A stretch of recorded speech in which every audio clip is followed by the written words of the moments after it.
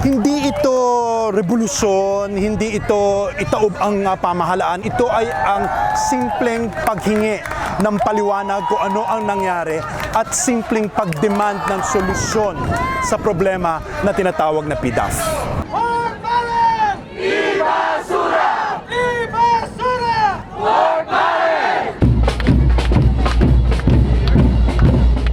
It took us so long to get angry, no? But never too late, yeah. Kinakalaban dito siguro talaga yung katiwalian. Ang kinakalaban natin yung kasamaan.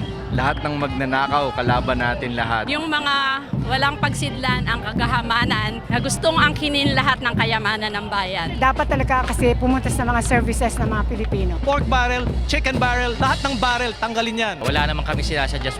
We don't have a platform for that. Ang sa amin lang, which is fair, yun lang, kung alin lang yung tama. Ordinaryong mga tao lang po kami. Wala kaming political affiliation. Lahat po kami pumunta rito.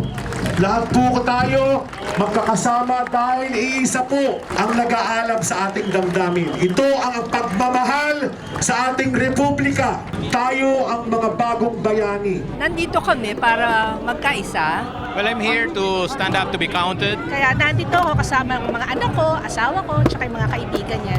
I'm Sister Maria Corazon Agoncillo, RVM. Retired government employee. Isa po akong artista. 7th grade from Quezon City Science High School. I'm here with our Ateneo group of class 64-68. Andito lang yung grupo ko na bikers from the south. And I'm just one of very many silent citizens of the Philippines. And I'm a citizen of the Republic of the Philippines. Isang galit na Pilipino.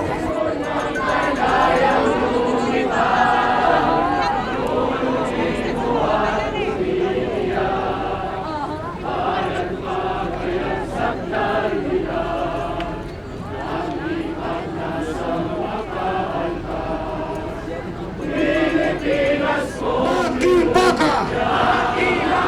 Wag magbabol! Mabuhay ang Pilipinas! Salamat po sa inyo lahat!